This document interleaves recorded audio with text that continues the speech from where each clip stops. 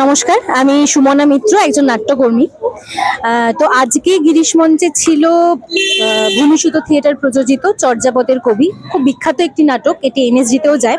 যদিও প্রথম থেকে আমি চর্যাপদের কবিতে ছিলাম না, আমি অনেক পরে যুক্ত হয়েছি।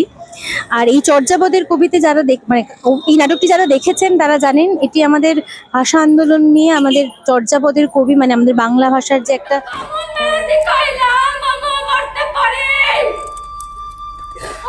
ছোট লোক নয়, আমার প্রতিবাদ করতে পারে।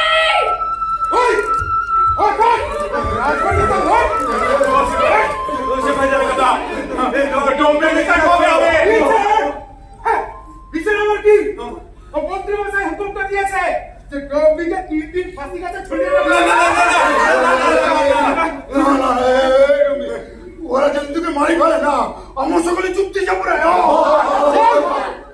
সকলের কথা আমার মনে থাকবে না। মাইয়া হলে নাম রাখিও ডুম্বি, কান্ন মহে মল্লারি বলে ডাকতো। মল্লারি মল্লারি।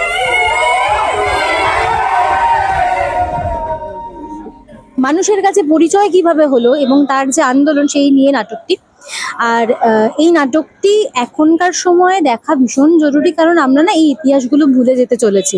এই ইতিহাসগুলো আমাদের জানা খুব দরকার। আমরা যে এখন এইভাবে বাংলা ভাষায় কথা বলতে পারছি, এই কেন বলছি, কিভাবে বলছি এবং এর পেছনে কি ইতিহাস আছে, এটা আমাদের জানা প্রত্যেকের খুব দরকার।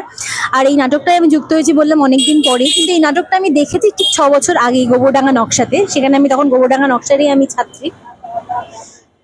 মানে আমি যখন নাটকটি দেখেছিলাম, আমার গায়ে প্রচন্ড কাটা দিয়েছিল নাটকটি দেখার পর, এবং কোথাও একটা মনের মধ্যে সুপ্ত বাসনা ছিল, আমি যদি মানে এই টিমটার সাথে, এখানে এদের সাথে একসাথে অভিনয় করতে পারতাম, এই গল্পটার সাথে যেতে পারতাম। স্বাভাবিকভাবে স্বপ্নদীপ দাস, সমাদৃতাদি বহু বছর পর আমাকে ফোন করেন এই বিশাখা চরিত্রের জন্য, এবং আমি এখন বিশাখা চরিত্রটি করি।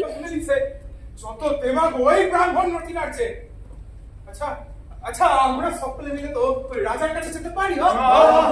রাজা তো বুদ্ধদেবের ভক্ত। কোনো লাভ নাই, কোনো লাভ নাই। রাজার কোনো বিবেক নাই। রাজা আমার কেউ না। ন্যায় অন্যায় বিচার করার ক্ষমতা হারাইছে রাজা মহিপাল। এখন মন্ত্রী চালায় দেশ। এই দেশের আমার দরকার কি? এই নাটকটি করতে আমার ভীষণ ভালো লাগে। এর পরবর্তী অভিনয় আছে, যে দলের যে পেজ আছে সেখানে দিয়ে দেওয়া হবে। আপনারা যারা যারা দেখেননি বা দেখেছেন আবার দেখতে চান, প্লিজ আসুন। নমস্কার।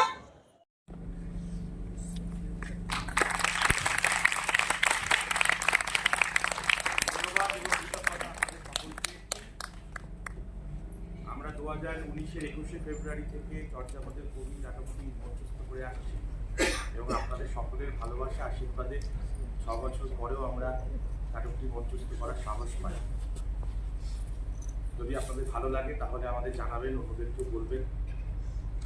আমাদের সাথে আজকে উপস্থিত আছেন বোলপুর থেকে এই নাটকের নাটককার শ্রী জুলফিকার জিন্না মহাশয়।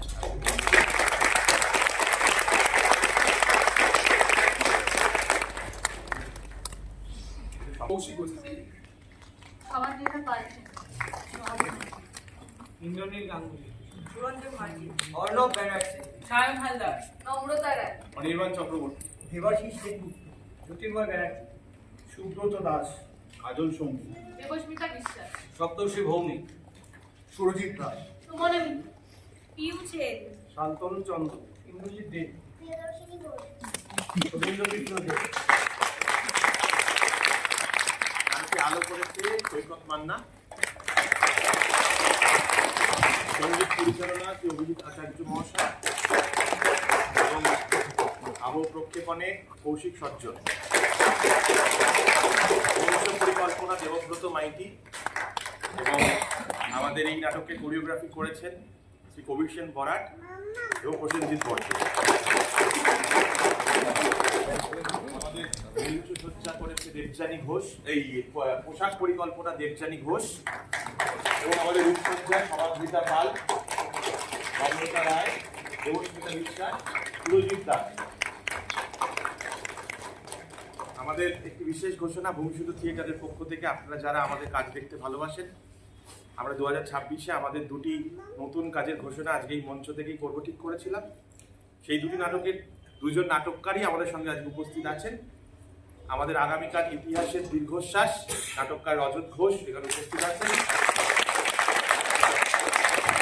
এবং থিয়েটারের গুপ্ত কথা জুলফিকার জিন্না মহাশয়।